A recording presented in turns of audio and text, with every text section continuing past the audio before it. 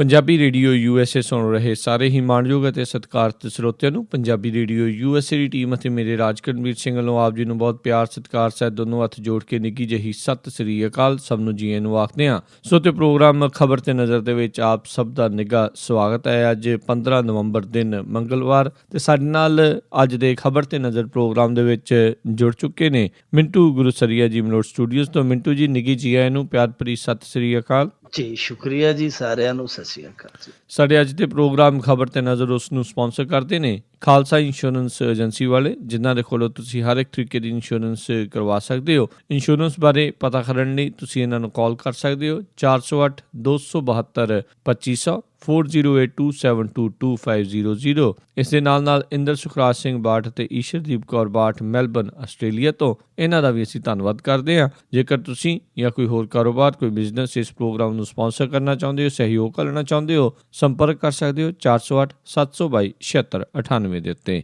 ਮਿੰਟੂ ਜੀ, ਗੱਲਬਾਤ ਦਾ ਸਿਲਸਿਲਾ ਜਾਰੀ ਕਰਦੇ ਹਾਂ। ਨੋਟਬੰਦੀ ਦੀ ਖਬਰ ਅੱਜ ਕੱਲ੍ਹ ਰੋਜ਼ਾਨਾ ਹੀ ਹੁੰਦੀ ਆ ਤੇ ਇਸ ਦੇ ਨਾਲ ਹੀ ਜੁੜੀ ਹੋਈ ਖਬਰ ਆ ਵੀ ਇਸ ਦੇ ਕਰਕੇ ਹਾਲ ਦੀ ਘੜੀ ਦੇ ਵਿੱਚ ਲੋਕਾਂ ਨੂੰ ਤਕਲੀਫਾਂ ਹੀ ਤਕਲੀਫਾਂ। ਹਾਂ, ਤਕਲੀਫ ਹੈ ਇਸ ਕਰਕੇ ਰਾਜਕਰਨਵੀਰ ਸਿੰਘ ਜੀ, ਪਹਿਲਾਂ ਕਮਾਉਣ ਵਿੱਚ ਹੱਡ ਰੁਲ ਗਏ ਤੇ ਹੁਣ ਵਟਾਉਣ ਵਿੱਚ ਹੱਡ ਰੁਲੀ ਜਾਂਦੇ ਆ ਜੀ।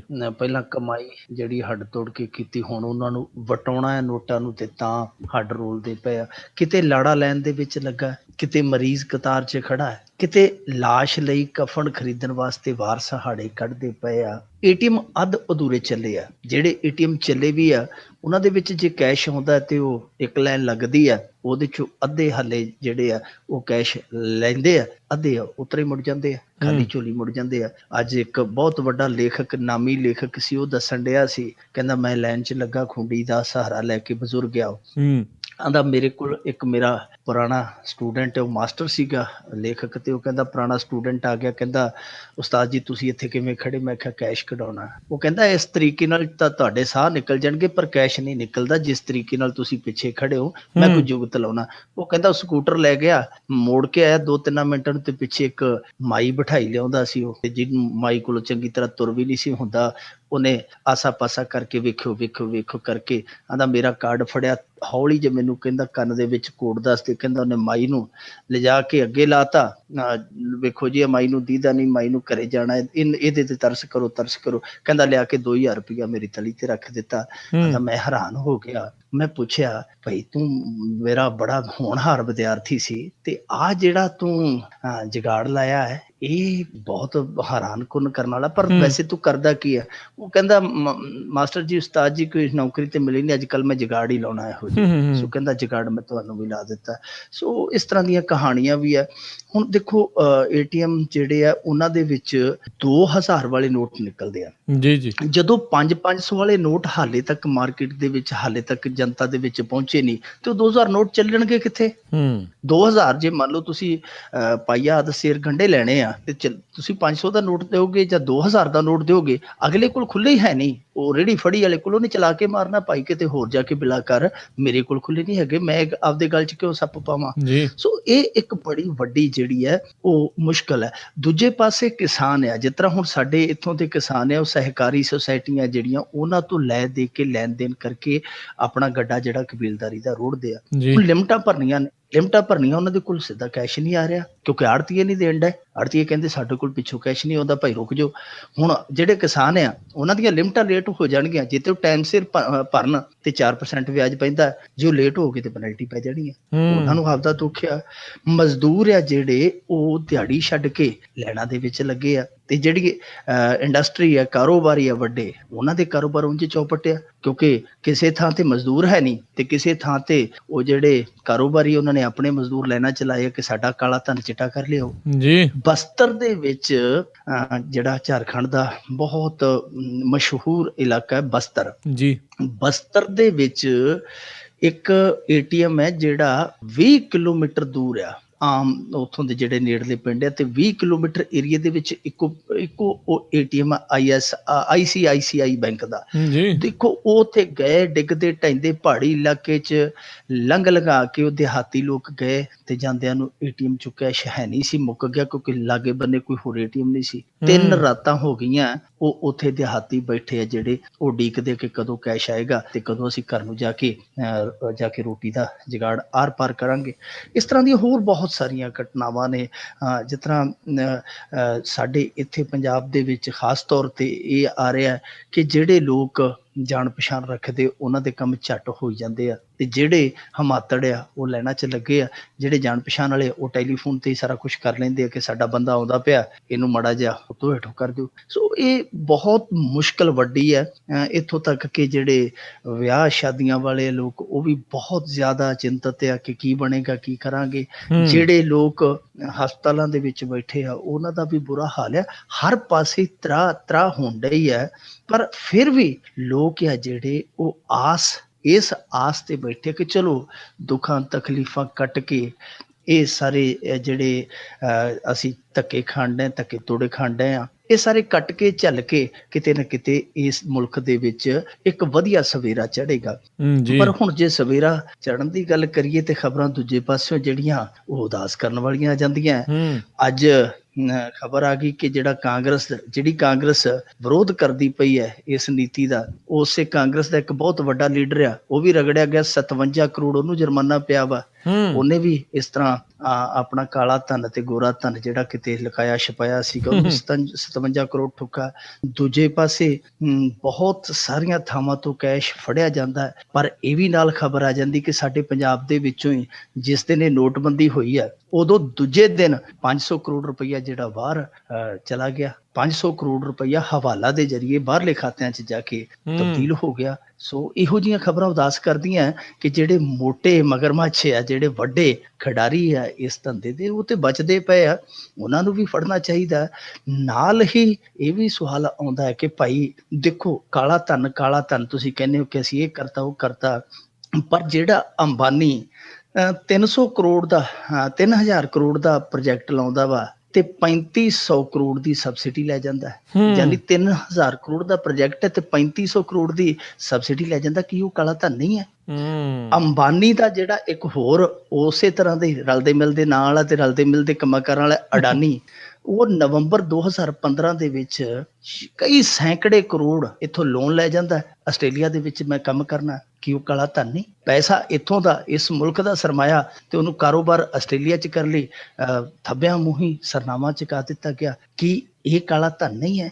ਸੋ ਇਹ ਕਾਲੇ ਧਨ ਦੇ ਤੇ ਕਈ ਇਸ ਤਰ੍ਹਾਂ ਦੇ ਅਸੀਂ ਦੇਖ ਸਕਦੇ ਹਾਂ। ਬੈਂਕ ਆਫ ਬੜੌਦਾ ਦੇ ਵਿੱਚੋਂ 5000 ਕਰੋੜ ਰੁਪਈਆ ਐਸੇ ਸਾਲ ਮੋਦੀ ਦੇ ਕਾਰਜਕਾਲ ਦੇ ਵਿੱਚ ਬਾਹਰ ਗਿਆ। ਕੀ ਉਹ ਕਾਲਾ ਧਨ ਨਹੀਂ ਸੀ?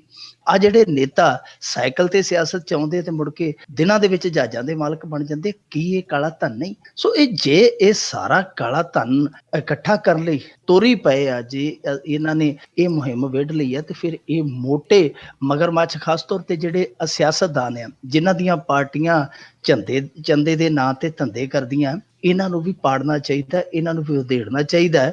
ਇਹਨਾਂ ਸਾਰਿਆਂ ਨੂੰ ਉਧੇੜ ਕੇ ਫੇਰ ਹੀ ਕਾਲਾ ਧਨ ਕੱਢਿਆ ਜਾ ਸਕਦਾ ਹੈ। ਜੇ ਹੁਣ ਤੱਕ ਨਿਕਲਿਆ ਤੇ ਮੇਰੇ ਖਿਆਲ ਦੇ ਨਾਲ ਉਹ ਕਾਲਾ ਧਨ ਨਹੀਂ, ਉਹ ਗਰੀਬੋਂ ਵਾਲਾ ਧਨ ਹੈ। ਜੀ ਬਿਲਕੁਲ।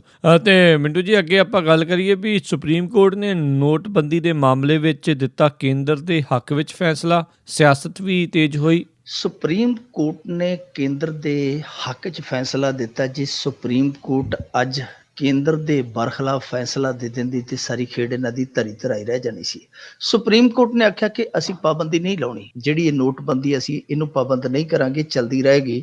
ਪਰ ਸੁਪਰੀਮ ਕੋਰਟ ਨੇ ਇਹ ਜ਼ਰੂਰ ਆਖਿਆ ਕਿ ਭਾਈ ਤੁਸੀਂ ਇੱਕ ਹਲਫਨਾਮਾ ਦੇ ਕੇ ਸਾਨੂੰ ਦੱਸੋ ਕਿ ਲੋਕਾਂ ਦੀਆਂ ਜਿਹੜੀਆਂ ਪਰੇਸ਼ਾਨੀਆਂ, ਲੋਕਾਂ ਦੀਆਂ ਜਿਹੜੀਆਂ ਮੁਸ਼ਕਿਲਾਂ, ਉਹਨਾਂ ਦੇ ਹੱਲ ਵਾਸਤੇ ਤੁਸੀਂ ਕੀ ਕਰਨ ਡਏ ਜੇ, ਇਹ ਸਾਨੂੰ ਦੱਸਿਆ ਜਾਵੇ। ਇਹ ਚੰਗੀ ਗੱਲ ਹੈ, ਸੁਪਰੀਮ ਕੋਰਟ ਦੇ ਵਿੱਚ ਇਹ ਹਲਫਨਾਮਾ ਦੇਣਗੇ। ਪਰ ਉਹ ਤੋਂ ਪਹਿਲਾਂ ਇਹਨਾਂ ਨੇ ਸੁਧਾਰ ਜਿਹੜੇ ਕਰਨੇ ਸ਼ੁਰੂ ਵੀ ਕਰ ਦਿੱਤੇ। ਹੈਲੀਕਾਪਟਰਾਂ ਦੇ ਰਾਹੀਂ ਦੂਰ ਦਰਾਜ ਦੇ ਵਿੱਚ ਨੋਟ ਭੇਜੇ ਜਾ ਰਹੇ ਆ।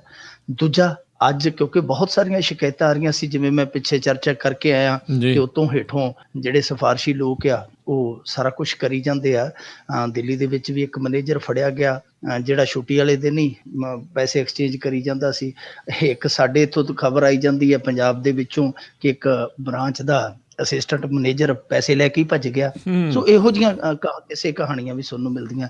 ਪਰ ਇਹਨਾਂ ਨੇ ਅੱਜ ਫੈਸਲਾ ਕੀਤਾ ਵਾ ਕਿ ਇਹ ਜਿਹੜਾ ਵੀ ਬੰਦਾ ਐਕਸਚੇਂਜ ਕਰੇਗਾ ਮਨੀ ਉਹਦੇ ਉਂਗਲ ਤੇ ਸਿਆਹੀ ਲਾ ਦਿੱਤੀ ਜਾਏਗੀ। ਜਿਸ ਤਰ੍ਹਾਂ ਆਪਾਂ ਇਲੈਕਸ਼ਨ ਦੇ ਵਿੱਚ ਵੋਟ ਪਾਉਂਦੇ ਹੁੰਦੇ ਸਾਂ ਤੇ ਤੁਸੀਂ ਦੇਖਿਆ ਹੋਣਾ, ਇਹ ਉਂਗਲ ਦੇ ਪੋਟੇ ਦੇ ਉਤਲੇ ਪਾਸੇ ਇੱਕ ਝਰੀਟ ਜੀ ਮਾਰ ਦਿੰਦੇ ਆ। ਜੀ ਉਹ ਕਈ ਵਾਰ ਸਾਡੇ ਵਰਗੇ ਨਿੰਬੂ ਵੀ ਘਸਾਈ ਜਾਂਦੇ ਹੁੰਦੇ ਸੀਗੇ ਕਿ ਸ਼ਾਇਦ ਲੈ ਹੀ ਜਾਵੇ, ਪਰ ਨਹੀਂ ਲੈਂਦੀ। ਸੋ ਉਹ ਕਹਿੰਦੇ ਕਿ ਉਸ ਤਰ੍ਹਾਂ ਦੀ ਸ਼ਾਹੀ ਯੂਜ਼ ਹੋਏਗੀ, ਜਿਹੜਾ ਵੀ ਬੰਦਾ ਇੱਕ ਦਿਨ 'ਚ ਇੱਕ ਵਾਰੀ ਐਕਸਚੇਂਜ ਕਰੇਗਾ ਉਹਦੀ ਉਂਗਲ ਤੇ ਉਹ ਸ਼ਾਹੀ ਲਾ ਦਿੱਤੀ ਜਾਏਗੀ ਤਾਂ ਕਿ ਉਹ ਦੂਜੀ ਵਾਰ ਨਾ ਆ ਸਕੇ। ਪਰ ਇਹ ਸੁਧਾਰ ਆ ਜਿਹੜੇ ਉਹ ਚੱਲ ਰਹੇ ਆ, ਨਾਲ ਦੀ ਨਾਲ ਸਿਆਸਤ ਵੀ ਤੇਜ਼ ਆ।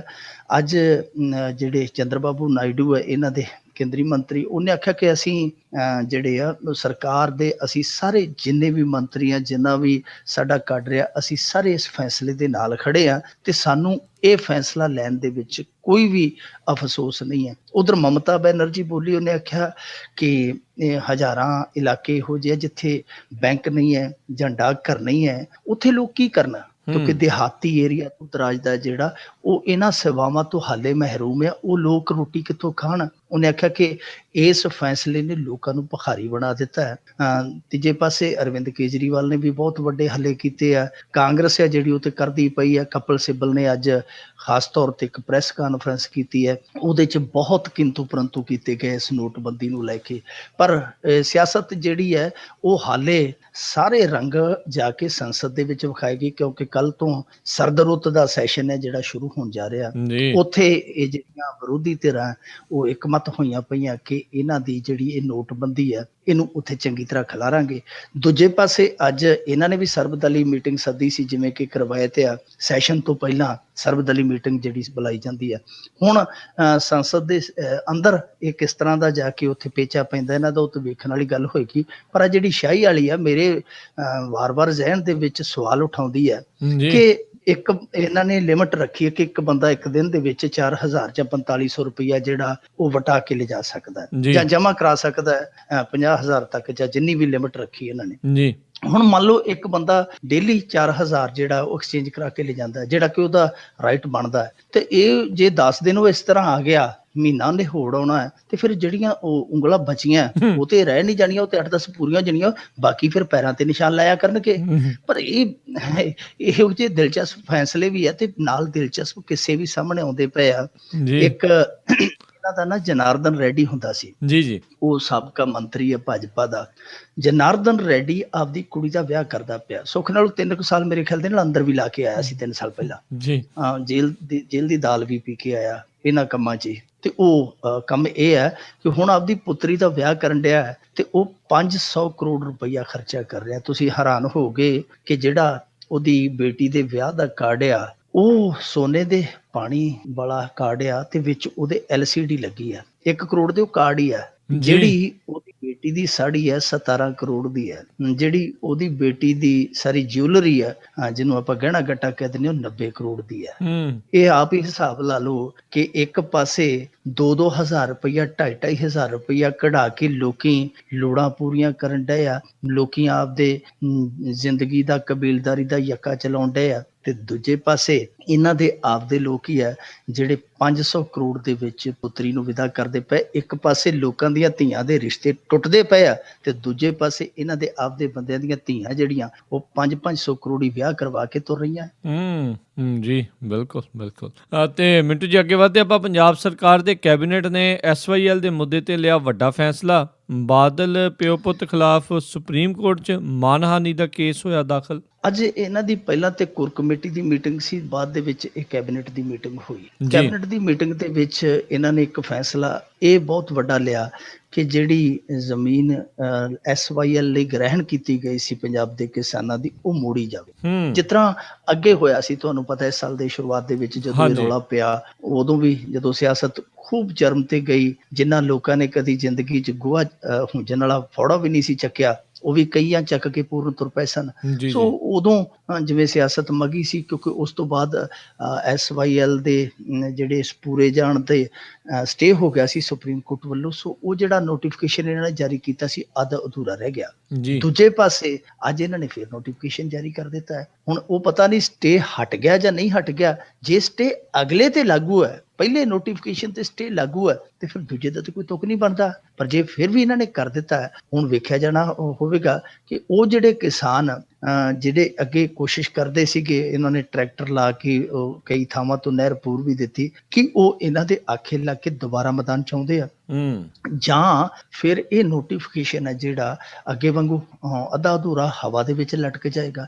ਪਰ ਅਸਲੀ ਧਮਾਕਾ ਹੋਣਾ ਬਾਕੀ ਹੈ ਜੀ। ਇਹ ਤੇ ਜਿਵੇਂ ਕਹਿੰਦੇ ਆ ਕਿ ਨੇ ਉਹ ਕੁੱਕੜ ਪਟਾਕਾ ਜਿਹਾ ਚੱਲਿਆ, ਅਸਲੀ ਬੰਬ ਤੇ ਕੱਲ ਨੂੰ ਫੁੱਟਣਾ ਹੈ। ਸੂਤਰ ਇਹ ਦੱਸਦੇ ਪਏ ਆ, ਅੰਦਰੂਨੀ ਸੂਤਰ ਆ ਜਿਹੜੇ ਅੰਦਰੂਨੀ ਸੂਤਰ ਇਹ ਦੱਸਦੇ ਪਏ ਆ ਕਿ ਜਿਹੜੀ 5 ਧਾਰਾ ਹੈ ਜਿਹਦੇ ਤਹਿਤ ਪਾਣੀ ਜਾਂਦਾ ਹੈ, ਜਿਵੇਂ ਇਹਨਾਂ ਨੇ ਟਰਮੀਨੇਸ਼ਨ ਐਕਟ ਕੈਪਟਨ ਹੋਰਾਂ ਨੇ ਬਣਾਇਆ ਸੀਗਾ, ਉਹਦੇ ਚ 5 ਧਾਰਾ ਨੂੰ ਨਹੀਂ ਸੀ ਛੇੜਿਆ ਗਿਆ। 5 ਧਾਰਾ ਉਹ ਹੈ ਕਿ ਭਾਈ ਜਿਹੜਾ ਪਾਣੀ ਜਾਂਦਾ ਉਹਨੂੰ ਜਾਣ ਦਿਓ। ਸੋ ਜਿਹੜੀ 5 ਧਾਰਾ ਪੰਜਾਬ ਦਾ ਪਾਣੀ ਲੁੱਟਦੀ ਹੈ, ਦੱਸਦੇ ਆ ਕਿ ਕੱਲ ਨੂੰ ਉਹਨੂੰ ਵੀ ਹੱਥ ਪਾਇਆ ਜਾਏਗਾ। ਜਿਹਨੂੰ ਹੱਥ ਪਾਉਣ ਤੋਂ ਅੱਜ ਤੱਕ ਸਾਰੇ ਡਰਦੇ ਪਏ ਸੀ, ਬਾਦਲ ਪਿਓ ਪੁੱਤ ਨੇ ਫੈਸਲਾ ਕਰ ਲਿਆ ਕਿ ਜੇ ਹੁਣ ਅੱਗ ਨਾਲ ਖੇਡਣਾ ਤੇ ਫਿਰ ਚੰਗੀ ਤਰ੍ਹਾਂ ਖੇਡ ਲਈਏ। ਤੇ ਦੱਸਦੇ ਆ ਕਿ 5 ਧਾਰਾ ਨੂੰ ਕੱਲ ਨੂੰ ਛੇੜਿਆ ਜਾਏਗਾ।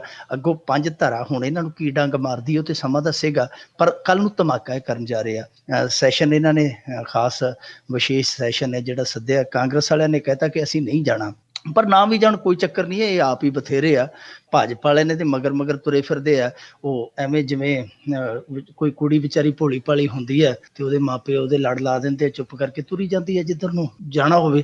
ਉਵੇਂ ਇਹਨਾਂ ਨੂੰ ਵੀ ਡਾਢਿਆਂ ਤੇ ਮਗਰ ਲਾਇਆ, ਇਹ ਤੁਰੇ ਜਾਂਦੇ ਆ ਅਕਾਲੀਆਂ ਦੇ ਮਗਰ। ਇਹ ਕੱਲ ਨੂੰ ਸੈਸ਼ਨ ਦੇ ਵਿੱਚ ਕੁਛ ਨਾ ਕੁਛ ਇਹੋ ਜਿਹਾ ਕਰ ਸਕਦੇ ਆ ਜਿਹੜਾ ਧਮਾਕਾ ਖੇਜ ਆਖਿਆ ਜਾ ਸਕਦਾ, ਜਿਹਨੂੰ ਆਪਾਂ ਸੰਭਾਵਨਾ ਦੇ ਤੌਰ ਤੇ ਵੇਖ ਸਕਦੇ ਆ। ਕੋਈ ਕੁਛ ਵੱਡਾ ਇਹ ਉੱਥੇ ਕਰ ਸਕਦੇ ਆ, ਕਿਉਂਕਿ ਕਾਂਗਰਸ ਨੇ ਜਾਣਾ ਨਹੀਂ। ਜੇ ਉੱਥੇ ਸੁੱਚੇ ਮੂੰਹ ਮੁੜ ਆਏ ਤੇ ਫਿਰ ਲੋਕਾਂ ਨੇ ਇਹਨਾਂ ਨੂੰ ਮੂੰਹ ਨਹੀਂ ਲਾਉਣਾ, ਇਸ ਕਰਕੇ ਇਹਨਾਂ ਨੂੰ ਉੱਥੇ ਕੁਛ ਨਾ ਕੁਛ ਅੱਕ ਚੱਬਣਾ ਪਵੇਗਾ। ਦੂਜੇ ਪਾਸੇ ਜੇ ਗੱਲ ਕਰੀਏ ਮਾਣਹਾਨੀ ਦੇ ਕੇਸ ਦੀ, ਤੁਸੀਂ ਗੱਲ ਕੀਤੀ ਹੈ, ਉਹ ਮਾਣਹਾਨੀ ਦਾ ਕੇਸ ਇਹ ਹੈ ਕਿ ਸੁਪਰੀਮ ਕੋਰਟ ਦੇ ਜਦੋਂ ਅੱਗੇ ਹੁਕਮ ਆਇਆ ਕਿ ਭਾਈ ਤੁਸੀਂ ਇਹ ਨਹਿਰ ਪੂਰੀ ਕਰੋ, ਜਿਹੜੀ ਰਾਏ ਬਣ ਕੇ ਆਈ ਹੈ, ਉਸ ਤੋਂ ਬਾਅਦ ਇੱਕ ਬਿਆਨਬਾਜ਼ੀ ਸ਼ੁਰੂ ਹੋਈ। ਵੱਡੇ ਬਾਦਲ ਛੋਟੇ ਬਾਦਲ ਦੋਨਾਂ ਨੇ ਕੋਈ ਤੋਤਾ ਰੱਟ ਫੜ ਲਈ ਕਿ ਅਸੀਂ ਨਹਿਰ ਬੰਨ ਨਹੀਂ ਦਿਆਂਗੇ, ਅਸੀਂ ਇਹ ਕਰ ਦਿਆਂਗੇ, ਉਹ ਕਰ ਦਿਆਂਗੇ, ਯੋ ਕਰ ਦਿਆਂਗੇ। ਸੁਖਬੀਰ ਸਿੰਘ ਬਾਦਲ ਨੇ ਤੇ ਇੱਥੋਂ ਤੱਕ ਆਖ ਦਿੱਤਾ ਸੀ ਕੋਈ ਵੜ ਕੇ ਵਿਖਾਵੇ, ਨਹਿਰ ਬਣਾਉਣ ਲਈ ਕੋਈ ਵੜ ਕੇ ਇਸ ਬਿਆਨ ਦਾ ਫਿਰ ਨੋਟਿਸ ਲਿਆ ਗਿਆ। ਨੋਟਿਸ ਲੈ ਕੇ ਤੇ ਉਹਨਾਂ ਦਾ ਇੱਕ NGO ਹੈ, ਉਹਨਾਂ ਦਾ ਜਿਹੜਾ ਕਰਤਾ ਧਰਤਾ ਉਸ NGO ਦਾ, ਉਹ ਇੱਕ ਵਕੀਲ ਆ, ਸਤਬੀਰ ਉਹਦਾ ਨਾਂ ਹੈ, ਉਹ ਸੁਪਰੀਮ ਕੋਰਟ 'ਚ ਚਲਾ ਗਿਆ। ਸੁਪਰੀਮ ਕੋਰਟ ਨੇ ਵੇਖਿਆ ਵਿਚਾਰਿਆ, ਉਹਨੇ ਆਖਿਆ ਕਿ ਭਾਈ ਠੀਕ ਹੈ, ਕੇਸ ਤੁਹਾਡਾ ਬਣਦਾ, ਅਸੀਂ ਇਹਦੀ ਸੁਣਵਾਈ ਕਰਾਂਗੇ, ਪਰ ਜੇ ਹੁਣ ਤੁਸੀਂ ਆਖੋ ਕਿ ਸੁਣਵਾਈ ਤੱਤ-ਫੱਟ ਹੋ ਜੇ, ਸੁਣਵਾਈ ਤੱਤ-ਫੱਟ ਨਹੀਂ ਹੋਣੀ, ਇਹ ਦੇਰ ਦੇ ਨਾਲ ਸਹੀ ਪਰ ਸੁਣਵਾਈ ਹੋਏਗੀ ਜ਼ਰੂਰ। ਹੁਣ ਇਹਦਾ ਮਤਲਬ ਹੈ ਕਿ ਅਦਾਲਤੀ ਮਾਣਹਾਨੀ ਦਾ ਕੇਸ ਹੈ ਜਿਹੜਾ ਬਾਦਲ ਪਿਓ ਪੁੱਤ ਤੇ ਚੱਲੇਗਾ। ਪਰ ਵੈਸੇ ਘਬਰਾਉਣ ਦੀ ਲੋੜ ਨਹੀਂ, ਮੇਰੇ ਖਿਆਲ ਦੇ ਨਾਲ ਮਜੀਠੀਆ ਸਾਹਿਬ ਇਹਨਾਂ ਨੂੰ ਹੌਸਲਾ ਦੇ ਦੇਗਾ ਕਿ ਭਾਈ ਇਹੋ ਜਿਹੇ ਕੇਸਾਂ 'ਚ ਹੁੰਦਾ ਕੁਛ ਨਹੀਂ, ਮੈਂ ਤੇ 20 ਤੇ ਕਰੀ ਫਿਰਦਾ, ਕੀ ਹੋ ਗਿਆ? ਅਰਵਿੰਦ ਕੇਜਰੀਵਾਲ ਤੇ ਕੀਤਾ, ਉਹਨਾਂ ਤੇ ਵੀ ਕੀਤਾ, ਉਹਨਾਂ ਨੂੰ ਕੀ ਹੋਇਆ? ਕੁਛ ਨਹੀਂ ਹੁੰਦਾ। ਮਜੀਠੀਆ ਸਾਹਿਬ ਇਹਨਾਂ ਨੂੰ ਹੌਸਲਾ ਦੇਵੇਗਾ। ਪਰ ਕੁੱਲ ਮਿਲਾ ਕੇ ਜੇ ਦੇਖੀਏ, ਜਿਸ ਤਰੀਕੇ ਦੇ ਨਾਲ ਸੁਖਬੀਰ ਸਿੰਘ ਤੇ ਪ੍ਰਕਾਸ਼ ਸਿੰਘ ਬਾਦਲ ਨੇ ਰਸਤਾ ਚੁਣਿਆ ਹੈ, ਜਿਹੜੇ ਰਸਤੇ ਉਹ ਜਾ ਰਹੇ ਆ, ਕੱਲ ਨੂੰ ਜਿਸ ਤਰੀਕੇ ਦਾ ਸੰਕੇਤ ਉਹਨਾਂ ਨੇ ਦਿੱਤਾ ਹੈ, ਉਹ ਜਾਪਦਾ ਹੈ ਕਿ ਸੁਪਰੀਮ ਕੋਰਟ ਤੇ ਬਨਾਮ ਸਟੇਟ ਇੱਕ ਲੜਾਈ ਲੜਨ ਜਾ ਰਹੇ। ਸੋ ਇਹ ਮੁੱਦਾ ਬਣਾ ਰਿਹਾ ਸੁਪਰੀਮ ਕੋਰਟ ਤੇ ਸਟੇਟ ਦਾ, ਤੇ ਮੇਰੇ ਖਿਆਲ ਦੇ ਨਾਲ ਇਹ ਆਤਮਘਾਤੀ ਕਦਮ ਆ। ਆਤਮਘਾਤੀ ਕਦਮ ਇਸ ਕਰਕੇ ਆ ਕਿ ਅਸੀਂ ਸ਼ਹਾਦਤ ਪ੍ਰਾਪਤ ਕਰ ਲਈਏ, ਸ਼ਹਾਦਤ ਪ੍ਰਾਪਤ ਕਰਨ ਤੋਂ ਬਾਅਦ ਫਿਰ ਵੋਟਾਂ ਪ੍ਰਾਪਤ ਕੀਤੀਆਂ ਜਾ ਸਕਣ। ਜੀ ਅਗਲੀ ਗੱਲ ਕਰਦੇ ਹਾਂ। ਅਰਵਿੰਦ ਕੇਜਰੀਵਾਲ ਨੇ ਅਸੈਂਬਲੀ ਦੇ ਵਿਸ਼ੇਸ਼ ਸੈਸ਼ਨ ਦੇ ਵਿੱਚ ਮੋਦੀ ਦੇ ਉੱਤੇ ਹੱਲਾ ਬੋਲਿਆ। ਅੱਜ ਅਰਵਿੰਦ ਕੇਜਰੀਵਾਲ ਨੇ ਤੇ ਆਪਣਾ ਜਿਹੜਾ ਵਿਸ਼ੇਸ਼ ਸੈਸ਼ਨ ਸੀ ਉਹ ਸੱਦ ਲਿਆ। ਪੰਜਾਬ ਵਾਲਿਆਂ ਨੇ ਹਾਲੇ ਕੱਲ ਨੂੰ ਸੱਦਣਾ, ਤੇ ਜਦੋਂ ਅਰਵਿੰਦ ਕੇਜਰੀਵਾਲ ਸੱਦੇ ਉਦੋਂ ਵੀ ਧਮਾਕੇ ਹੋ ਜਾਂਦੇ ਆ। ਇਹਨਾਂ ਨੇ ਤਾਂ ਪਤਾ ਨਹੀਂ ਕਰਨੇ ਕਿ ਨਹੀਂ ਕਰਨੇ, ਉਹ ਤੇ ਧਮਾਕੇ ਕਰ ਛੱਡਦਾ ਜੀ। ਉਹਨੇ ਅੱਜ ਜਦੋਂ ਉੱਥੇ ਅਸੈਂਬਲੀ ਦੇ ਵਿੱਚ ਬੋਲਣਾ ਸ਼ੁਰੂ ਕੀਤਾ ਤੇ ਉਹਦੇ ਕੋਲ ਕਾਗਜ਼ਾਂ ਦਾ ਏਡਾ ਬੁਲੰਦਾ ਸੀ, ਮੇਰੇ ਖਿਆਲ ਦੇ ਨਾਲ ਸਾਡੇ ਇੱਥੇ ਆਮ ਗੱਭਰੂ ਆ ਜਿਹੜੇ, ਉਹ ਏਡੀ ਬਰਸੀਨ ਦੀ ਪੰਡ ਨਹੀਂ ਚੁੱਕਦੇ ਜਿੱਡਾ ਉਹ ਬੁਲੰਦਾ ਚੁੱਕੀ ਫਿਰਦਾ ਸੀ। ਉਹਨੇ ਕੱਢ ਕੇ ਕਾਗਜ਼ਾਂ ਦਾ ਬੁਲੰਦਾ ਜਦੋਂ ਪੜ੍ਹਨਾ ਸ਼ੁਰੂ ਕੀਤਾ, ਕਿਉਂਕਿ ਇੱਥੇ ਵਿਰੋਧੀ ਧਿਰ ਆ ਜਿਹੜੀ, ਉਹ 1-2 ਜਣਿਆਂ ਦੀ ਹੈ, ਭਾਜਪਾ ਵਾਲਿਆਂ ਦੀ 1-2 ਜਣਿਆਂ ਦੀ। ਇਸ ਕਰਕੇ ਕਹਿ ਰਿਹਾ ਕਿ ਉਹ ਤਿੰਨਾਂ ਚੋਂ ਤਿੰਨੇ ਕਾਰੋਬਾਰੀ ਹੈ। ਉਹ ਵਾਰੀ ਨਾਲ 1-2 ਜਣੇ ਹੱਟੀਆਂ ਤੇ ਬਹਿ ਛੱਡਦੇ, ਇੱਕ ਜਣਾ ਕਹਿੰਦਾ ਚੱਲ ਜਾ ਤੂੰ ਵਿਰੋਧੀ ਧਿਰ ਦੀ ਹਾਜ਼ਰੀ ਲਵਾਇਆ। ਅੱਜ ਵਿਜੇਂਦਰ ਗੁਪਤਾ ਸੀ, ਉਹਨੂੰ ਪਹਿਲਾਂ ਮਾਰਸ਼ਲ ਜਿਹੜੇ ਉਹ ਰੌਲਾ ਪਾਉਣੋਂ ਨਹੀਂ ਸੀ ਹਟਦਾ, ਮਾਰਸ਼ਲਾਂ ਨੇ ਚੁੱਕ ਕੇ ਉਹਨੂੰ ਮੋਢਿਆਂ ਤੇ ਬਾਹਰ ਸੁੱਟਣ ਦਾ। ਫਿਰ ਉਹ ਘੜੀ ਕੁ ਬਾਅਦ ਆ ਗਿਆ ਤੇ ਫਿਰ ਆ ਕੇ ਅਰਵਿੰਦ ਕੇਜਰੀਵਾਲ ਨੂੰ ਰੋਕਣ ਲੱਗ ਪਿਆ, ਬਹੁਤ ਜ਼ਿਆਦਾ ਬੋਲਣ ਲੱਗਾ। ਫਿਰ ਮਾਰਸ਼ਲਾਂ ਨੇ ਉਹਨੂੰ ਚੁੱਕ ਕੇ ਤੇ ਬਾਹਰ, ਮਤਲਬ ਕਿ ਸੁੱਟ ਕੇ ਤੇ ਨਹੀਂ ਕਿਹਾ ਜਾ ਸਕਦਾ, ਪਰ ਇਹ ਵੀ ਨਹੀਂ ਕਿਹਾ ਜਾ ਸਕਦਾ ਕਿ ਉਹਨੂੰ ਬਾਹਰ ਬਾਹਰ ਛੱਡ ਆਏ। ਸੋ ਜਲੀਲ ਜਿਹਾ ਕਰਕੇ ਉਹਨੂੰ ਵੀ ਬਾਹਰ ਕਰ ਦਿੱਤਾ। ਫਿਰ ਉੱਥੇ ਅਰਵਿੰਦ ਕੇਜਰੀਵਾਲ ਨੇ ਭਾਸ਼ਣ ਕੀਤਾ। ਅਰਵਿੰਦ ਕੇਜਰੀਵਾਲ ਨੇ ਟਾਟਾ ਬਿਰਲੇ ਵਾਲਾ ਦਾ ਜਿਹੜਾ ਗਰੁੱਪ ਆ ਉਹਦੇ ਇੱਕ ਬਹੁਤ ਵੱਡੇ ਅਹੁਦੇਦਾਰ ਦਾ ਨਾਮ ਲੈ ਕੇ ਕਿਹਾ ਕਿ ਇਹਨੇ 2012 ਦੇ ਵਿੱਚ ਗੁਜਰਾਤ ਦੇ ਤਤਕਾਲੀਨ ਸੀਐਮ ਦੇ ਖਾਤੇ ਦੇ ਵਿੱਚ 25,000 ਕਰੋੜ ਰੁਪਈਆ ਪਾਇਆ, 12 ਇੱਕ ਵਾਰੀ ਤੇ 13 ਇੱਕ ਵਾਰੀ। ਉਸ ਸਮੇਂ ਸੀਐਮ ਸੀਗਾ ਨਰਿੰਦਰ ਮੋਦੀ 2012 ਦੇ ਵਿੱਚ। ਉਹ ਕਹਿੰਦਾ ਕਿ ਆਹ ਦੇਖੋ ਮੇਰੇ ਕੋਲ ਸਬੂਤ ਆ ਉਹਦੀ ਸਟੇਟਮੈਂਟ ਹੈ ਜਿੱਥੇ ਉਹਨੇ ਸੀਐਮ ਦਾ ਨਾਂ ਲਿਆ, ਪਰ ਬੇਸ਼ੱਕ ਅਗਲੀ ਸਟੇਟਮੈਂਟ ਦੇ ਵਿੱਚ ਉਹ ਕਿਸੇ ਹੋਰ ਚੀਜ਼ ਨੂੰ ਪਰਿਭਾਸ਼ਿਤ ਕਰਦਾ ਕਿ ਨਹੀਂ ਜੀ ਮੈਂ ਤੇ ਇਹ ਸੀਐਮ ਜਿਹੜਾ ਸ਼ਬਦ ਆ ਉਹ ਇਸ ਮਾਮਲੇ 'ਚ ਵਰਤਿਆ, ਤੇ ਪਰ ਨਾਲ ਹੀ ਅਗਲੀ ਸਟੇਟਮੈਂਟ 'ਚ ਕਹਿੰਦਾ ਕਿ ਅੱਜ ਤੱਕ ਨਾ ਮੈਂ ਪਹਿਲਾਂ ਸੀਐਮ ਕਿਸੇ ਚੀਜ਼ ਨੂੰ ਇਸ ਤਰ੍ਹਾਂ ਪਰਿਭਾਸ਼ਿਤ ਕਰਨ ਲਈ ਵਰਤਿਆ ਤੇ ਨਾ ਬਾਅਦ 'ਚ ਪਰਿਭਾਸ਼ਿਤ ਕਰਨ ਲਈ ਵਰਤਿਆ। ਉਹ ਕਹਿੰਦਾ ਕਿ ਫਿਰ ਜੇ ਇਹ ਸਭ ਕੁਝ ਸਹੀ ਸੀ, ਦਰੁਸਤ ਸੀ, ਤੇ ਇਸ ਮਾਮਲੇ ਦੀ ਅੱਜ ਤੱਕ ਜਾਂਚ ਕਿਉਂ ਨਹੀਂ ਕੀਤੀ ਗਈ? ਤੁਸੀਂ ਜਾਂਚ ਪੜਤਾਲ ਕਰੋ, ਤੁਹਾਨੂੰ ਦੁੱਧ ਦਾ ਦੁੱਧ ਤੇ ਪਾਣੀ ਦਾ ਪਾਣੀ ਮਿਲ ਜਾਏਗਾ। ਹੁਣ ਦੁੱਧ ਦਾ ਦੁੱਧ ਪਾਣੀ ਦਾ ਪਾਣੀ ਹੋਵੇ ਜਾਂ ਨਾ ਹੋਵੇ, ਭਾਜਪਾ ਇੱਕ ਵਾਰੀ ਪਾਣੀਓਂ ਪਾਣੀ ਜ਼ਰੂਰ ਹੋ ਗਈ ਹੈ, ਇਹ ਬਣ ਕੀ ਗਿਆ, ਪਰ ਇਹ ਮੁੱਦਾ ਜਿਹੜਾ ਆ ਇਹ ਬਹੁਤ ਸੰਗੀਨ ਆ। ਸੋ ਇਹ ਅਸੀਂ ਕਹਿ ਸਕਦੇ ਕਿ ਇਹਨਾਂ ਦਾ ਜਿਹੜਾ ਰਿਸ਼ਤਾ ਨਰਿੰਦਰ ਮੋਦੀ ਤੇ ਅਰਵਿੰਦ ਕੇਜਰੀਵਾਲ ਦਾ ਵੈਸੇ ਨੂੰਹ ਸੱਸ ਵਰਗਾ ਹੀ ਆ। ਜੋ ਮਰਜ਼ੀ ਕੋਈ ਦੂਜਾ ਚੰਗਾ ਕੰਮ ਕਰ ਲਵੇ, ਦੂਜੇ ਨੇ ਮਿਹਣਾ ਮਾਰਨਾ ਹੀ ਮਾਰਨਾ। ਸੋ ਇਹਨੇ ਵੈਸੇ ਨੋਟਬੰਦੀ ਨੂੰ ਲੈ ਕੇ ਬਹੁਤ ਸਾਰੇ ਹਮਲੇ ਕੀਤੇ ਆ। ਹਮਲਾ ਅੱਜ ਇੱਕ ਹੋਰ ਵੀ ਕੀਤਾ। ਨਰਿੰਦਰ ਮੋਦੀ ਦੀ ਮਾਤਾ 90-92 ਸਾਲ ਦੀ ਹੀਰਾਬੇਨ, ਉਹ ਅੱਜ ਲਾਈਨ ਦੇ ਵਿੱਚ ਲੱਗ ਗਈ ਆ ਕੇ ਬੈਂਕ ਦੇ ਵਿੱਚ। ਉਹਨੂੰ ਬੈਂਕ ਦੇ ਵਿੱਚ ਜਦੋਂ ਲੋਕਾਂ ਨੇ ਵੇਖਿਆ ਉੱਥੇ ਆਲੇ ਦੁਆਲੇ ਕੈਮਰੇ ਘੁੰਮਣ ਲੱਗ ਪਏ। ਉਹਨੇ ਵੀ 4500 ਰੁਪਇਆ ਵਟਾਇਆ। ਉਹ 4500 ਰੁਪਇਆ ਵਟਾ ਕੇ ਚਲੇ ਗਈ ਹੈ ਉੱਥੇ, ਕਿਉਂਕਿ ਜਾਪਦਾ ਤੇ ਇੰਝ ਹੀ ਹੈ। ਹੁਣ ਸਾਨੂੰ ਵੀ ਪਤਾ ਲੱਗੀ ਜਾਂਦਾ, ਸਾਰਿਆਂ ਨੂੰ ਪਤਾ ਲੱਗੀ ਜਾਂਦਾ ਕਿ ਉਹਨੂੰ ਕਿਉਂ ਬੈਂਕ ਦੇ ਵਿੱਚ ਭੇਜਿਆ ਗਿਆ, ਕਿਉਂਕਿ ਕਿਤੇ ਨਾ ਕਿਤੇ ਸਵਾਲ ਉੱਠਦੇ ਸਨ। ਤੇ ਨਰਿੰਦਰ ਮੋਦੀ ਬਹੁਤ ਚਤੁਰ ਚਲਾਕ ਆਦਮੀ ਹੈ। ਉਹਨੂੰ ਪਤਾ ਸੀ ਜੇ ਮੈਂ ਆਪਣੀ ਬਿਰਧ ਮਾਤਾ ਨੂੰ ਲੈਣ ਚ ਲਾ ਦਿਆਂ ਤੇ ਫਿਰ ਦੂਜਿਆਂ ਨੂੰ ਵੀ ਜੋਸ਼ ਆ ਜਾਏਗਾ ਕਿ ਕੋਈ ਗੱਲ ਨਹੀਂ, ਜੇ ਨਰਿੰਦਰ ਮੋਦੀ ਦੀ ਮਾਂ ਲਾਈਨ ਦੇ ਵਿੱਚ ਲੱਗ ਕੇ ਜਾਂ ਬੈਂਕ ਦੇ ਵਿੱਚ ਜਾ ਕੇ ਨੋਟ ਵਟਾ ਸਕਦੀ ਹੈ ਤੇ ਸਾਨੂੰ ਵੀ ਪਾਂ ਪਈ ਹੈ। ਸੋ ਇਸ ਕਰਕੇ ਉਹਨੇ ਵੀ ਰਨ ਦੇ ਵਿੱਚ ਆਪਣੀ ਮਾਤਾ ਨੂੰ ਉਤਾਰ ਦਿੱਤਾ। ਅਰਵਿੰਦ ਕੇਜਰੀਵਾਲ ਕਿਹੜਾ ਘੱਟ ਸੀ, ਇਹਨੇ ਟਵੀਟ ਕਰਕੇ ਕਹਿ ਦਿੱਤਾ ਕਿ ਗੁਜ਼ਾਰਿਸ਼ ਹੈ ਜਨਾਬ ਕਿ ਆਪਣੀ ਮਾਂ ਨੂੰ ਰਾਜਨੀਤੀ ਲਈ ਨਾ ਵਰਤੋ। ਉੱਥੇ ਫਿਰ ਬਵਾਲ ਹੋ ਗਿਆ। ਕਈ ਸੱਜਣ ਸੀ ਜਿਨ੍ਹਾਂ ਨੇ ਮੋੜਵਾਂ ਜਵਾਬ ਦਿੱਤਾ। ਉਹਨਾਂ ਕਿਹਾ ਕੇਜਰੀਵਾਲ ਸਾਹਿਬ ਤੁਸੀਂ ਵੀ ਆਪਣੀ ਧੀ ਤੇ ਆਪਣੇ ਪੁੱਤ ਦੀ ਸਹੁੰ ਖਾਧੀ ਸੀ ਕਿਸੇ ਸਮੇਂ, ਤੁਸੀਂ ਵੀ ਤੇ ਰਾਜਨੀਤੀ ਲਈ ਵਰਤਿਆ। ਸੋ ਇਹੋ ਜਿਹਾ ਇਹਨਾਂ ਦਾ ਰਫੜ ਜਿਹੜਾ ਚੱਲਦਾ ਪਿਆ। ਪਰ ਜੋ ਅੱਜ ਵਿਸ਼ੇਸ਼ ਸੈਸ਼ਨ ਦੇ ਵਿੱਚ ਇਹਨੇ ਦੋਸ਼ ਲਾਇਆ ਭਾਰਤੀ ਜਨਤਾ ਪਾਰਟੀ ਵਾਲਿਆਂ ਨੂੰ, ਘੱਟੋ ਘੱਟ ਇਸ ਦੋਸ਼ ਦਾ ਜਵਾਬ ਦੇਣਾ ਪਵੇਗਾ, ਕਿਉਂਕਿ ਇਹੋ ਜਿਹੇ ਇਲਜ਼ਾਮ ਜਿਹੜੇ ਆ ਕਾਰਪੋਰੇਟ ਦੇ ਵੱਡੇ ਘਰਾਣੇ ਇਹਨਾਂ ਨੂੰ ਜਿਸ ਤਰੀਕੇ ਦੇ ਨਾਲ ਇਹਨਾਂ ਨੂੰ ਪਾਲਦੇ ਆ, ਪੋਸਦੇ ਤੇ ਮੁੜ ਕੇ ਫਿਰ ਇਹਨਾਂ ਤੋਂ ਲਾਭ ਲੈਂਦੇ ਆ, ਇਹੋ ਜਿਹੇ ਦੋਸ਼ ਅਤੀਤ ਦੇ ਵਿੱਚ ਬਹੁਤ ਲੱਗ ਚੁੱਕੇ ਆ। ਹੁਣ ਇਹਨਾਂ ਦੋਸ਼ਾਂ ਦਾ ਜਵਾਬ ਦੇਣ ਦਾ ਵੀ ਸਮਾਂ ਹੈ। ਜੇ ਹੁਣ ਵੀ ਚੁੱਪ ਵੱਟ ਲਈ ਜਾਏਗੀ, ਤੁਹਾਨੂੰ ਯਾਦ ਹੋਣਾ ਅੱਗੇ ਅਸੈਂਬਲੀ ਦੇ ਵਿੱਚ ਇਹਨਾਂ ਨੇ ਕੁਝ ਫੋਨ ਤੇ ਇੱਕ ਕੁੜੀ ਦਾ ਮਾਮਲਾ ਉਠਾਇਆ ਸੀਗਾ ਕਿ ਜਿਹਦੀ ਜਸੂਸੀ ਕੀਤੀ ਗਈ ਹੈ। ਅਮਿਤ ਸ਼ਾਹ ਤੇ ਨਰਿੰਦਰ ਮੋਦੀ ਦਾ ਨਾਂ ਆਇਆ ਸੀਗਾ ਉਸ ਸੈਸ਼ਨ ਦੇ ਵਿੱਚ। ਇਹਨਾਂ ਨੇ ਬਹੁਤ ਸਾਰੇ ਪਾਜ ਉਧੇੜੇ ਸਨ, ਪਰ ਕਮਾਲ ਦੀ ਗੱਲ ਹੈ ਕਿ ਭਾਜਪਾ ਵੱਲੋਂ ਕੋਈ ਸਫਾਈ ਵੀ ਨਹੀਂ ਆਈ, ਕੋਈ ਖੰਡਨ ਵੀ ਨਹੀਂ ਆਇਆ। ਸੋ ਇਸ ਮਾਮਲੇ ਦੇ ਵਿੱਚ ਘੱਟੋ ਘੱਟ ਭਾਜਪਾ ਨੂੰ ਜਾਂ ਤੇ ਖੰਡਨ ਕਰਨਾ ਚਾਹੀਦਾ ਤੇ ਜਾਂ ਫਿਰ ਕੋਈ ਸਫਾਈ ਪੇਸ਼ ਕਰਨੀ ਚਾਹੀਦੀ ਹੈ, ਨਹੀਂ ਤਾਂ ਦੇਸ਼ ਹੈ ਜਿਹੜਾ ਉਹ ਸ਼ੱਕ ਦੀ ਨਿਗਾਹ ਦੇ ਨਾਲ ਵੇਖੇਗਾ। ਪਰ ਅਰਵਿੰਦ ਕੇਜਰੀਵਾਲ ਨੇ ਇੱਕ ਵਾਰ ਫਿਰ ਸਾਬਤ ਕਰ ਦਿੱਤਾ ਹੈ ਕਿ ਉਹ ਜੋ ਮਰਜ਼ੀ ਕਰ ਲੈਣ, ਉਹ ਇਹਨਾਂ ਦਾ ਖੜਾ ਨਹੀਂ ਛੱਡਦਾ। ਜੀ ਅੱਗੇ ਵਧੀਏ ਮਿੰਟੂ ਜੀ, ਵੀ RSS ਦੇ ਮੁਖੀ ਨੇ ਫੇਰ ਦਿੱਤਾ ਵਿਵਾਦਿਤ ਬਿਆਨ। ਇਹਨਾਂ ਨੂੰ ਕੰਮ ਹੀ ਹੈ ਨਹੀਂ ਕੋਈ। ਇਹ 4-5 ਆ ਨਾ ਜਿਹੜੇ ਵੱਡੇ ਇਹਨਾਂ ਦੇ RSS ਦੇ ਲੀਡਰ ਹੋਏ ਜਾਂ ਮੰਤਰੀ ਹੋਏ, ਇਹ ਤੇ ਇਸ ਤਰ੍ਹਾਂ ਜਾਪਦਾ ਇਹਨਾਂ ਦੇ ਮੂੰਹ ਨਹੀਂ, ਉਹ ਨਲਕੇ ਆ ਜਿਨ੍ਹਾਂ ਦੇ ਵਿੱਚੋਂ ਫਿਰਕਾ ਪ੍ਰਸਤੀ ਵਗਦੀ ਹੈ, ਜਿਨ੍ਹਾਂ ਦੇ ਵਿੱਚੋਂ ਜ਼ਹਿਰ ਉਗਲਦਾ ਰਹਿੰਦਾ ਹੈ ਜੀ, ਇਹਨਾਂ ਦੇ ਮੂੰਹ ਖਾਦੇ। ਹੁਣ ਇਹ ਜਿਹੜਾ ਮੋਹਨ ਭਾਗਵਤ ਆ, ਉਹਨੇ ਪਹਿਲਾਂ ਵੀ ਬਹੁਤ ਸਾਰੇ ਇਹੋ ਜਿਹੇ ਬਿਆਨ ਦਿੱਤੇ ਆ। ਜੇ ਆਪਾਂ ਉਹਨਾਂ ਦੀ ਚਰਚਾ ਕਰ ਬਹਿ ਜਾਈਏ ਤੇ ਫਿਰ ਮੇਰੇ ਖਿਆਲ ਦੇ ਨਾਲ ਸਾਡਾ ਬਹੁਤ ਸਾਰਾ ਟਾਈਮ ਹੈ ਜਿਹੜਾ ਵੇਸਟ ਹੋ। ਪਰ ਇਹ ਇਕੱਲਾ ਮੋਹਨ ਭਾਗਵਤ ਥੋੜੀ ਆ, ਇੱਥੇ ਕਈ ਭਾਗਵਤ ਆ। ਇੱਕ ਤੇ ਇਹਨਾਂ ਦਾ ਰੱਖਿਆ ਮੰਤਰੀ ਹੈ ਜਿਹੜਾ ਮਨੋਹਰ ਪਾਰੀਕਰ ਆ, ਉਹ ਹਰੇਕ ਚੌਥੇ ਦਿਨ ਕੋਈ ਨਾ ਕੋਈ ਸਿਆਪਾ ਸੇੜ ਲੈਂਦਾ। ਹੁਣ ਉਹਨੇ ਕੱਲ ਨਵਾਂ ਬਿਆਨ ਦੇ ਦਿੱਤਾ, ਕਹਿੰਦਾ ਜੀ ਕਿ ਨੋਟਬੰਦੀ ਜਿੱਦਣ ਦੀ ਹੋਈ ਹੈ ਕਸ਼ਮੀਰ ਦੇ ਵਿੱਚ ਸ਼ਾਂਤੀ ਪਸਰ ਗਈ, ਐਨ ਸ਼ਾਂਤੀ ਪਸਰ ਗਈ। ਤੇ ਉਸ ਭਲੇ ਮਾਨਸ ਨੇ ਬਿਆਨ ਦੇ ਕੇ ਹਾਲੇ ਮੇਰੇ ਖਿਆਲ ਦੇ ਨਾਲ ਰਮਾਲ ਨਾਲ ਮੂੰਹ ਨਹੀਂ ਪੂੰਝਿਆ ਹੋਣਾ ਤੇ ਉਧਰ ਇੱਕ ਮੁੰਡਾ ਮਰ ਗਿਆ ਕਸ਼ਮੀਰ ਦੇ ਵਿੱਚ, ਤੇ ਮੁੜ ਕੇ ਉਹਨਾਂ ਨੇ ਭੜਕੀ ਭੀੜ ਨੇ ਫੌਜੀਆਂ ਦੇ ਉੱਥੇ ਜਿਹੜੇ ਵਾਹਨ ਸੀਗੇ ਤੋੜ ਫੋੜ ਦਿੱਤੇ। ਇਹੋ ਜਿਹਾ ਕੰਮ ਕਰਦਾ, ਕਿਉਂਕਿ ਉਹ ਦੇਖੋ ਇਹਨੇ ਬਿਆਨ ਕੀ ਦੇ ਦਿੱਤਾ ਰੱਖਿਆ ਮੰਤਰੀ ਨੇ ਜੀ, ਹੁਣ ਉਹਨਾਂ ਕੋਲ 500 ਵਾਲੇ ਨੋਟ ਨਹੀਂ ਪਹੁੰਚਦੇ, ਪੱਥਰਬਾਜ਼ਾਂ ਨੂੰ ਅੱਗੇ ਪੈਸੇ ਦਿੰਦੇ ਸਨ, ਹੁਣ ਸਾਰਾ ਕੁਝ ਮਾਮਲਾ ਜਿਹੜਾ ਸੁਲਟ ਗਿਆ ਤੇ ਉੱਥੇ ਦੁੱਗਣੀ ਹਿੰਸਾ ਹੋਈ ਹੈ ਕੱਲ ਦੀ ਇਹਦੇ ਇੱਕ ਬਿਆਨ ਤੋਂ ਬਾਅਦ। ਹੁਣ ਪਤਾ ਨਹੀਂ ਇਤਫਾਕ ਸੀ ਜਾਂ ਫਿਰ ਭੜਕਾਹਟ ਸੀਗੀ, ਇਹ ਤੇ ਹੁਣ ਇਹ ਜਾਣਨ। ਦੂਜੇ ਪਾਸੇ ਰਾਮਦੇਵ ਹੈ ਜਿਹੜਾ ਇਹਨਾਂ ਦਾ ਸਭ ਤੋਂ ਵੱਡਾ ਅੱਜ ਕੱਲ੍ਹ ਕਹਿ ਲਈਏ ਕਿ ਚਮਚਾ, ਵੈਸੇ ਸਾਡੇ ਪੰਜਾਬ ਦੇ ਵਿੱਚ ਤੇ ਚਮਚੇ ਨੂੰ ਅੱਜ ਕੱਲ੍ਹ ਹੋਰ ਹੀ ਨਾਂ ਨਾਲ ਬਣਾਉਣ ਲੱਗ ਪਏ ਸਨ ਪਿੱਛੇ ਜੇ, ਉਹ ਭਾਈ ਸੀਟ ਤੋਂ ਉਤਰ ਕੇ ਪਿੰਡ ਨੂੰ ਚਲ ਗਿਆ।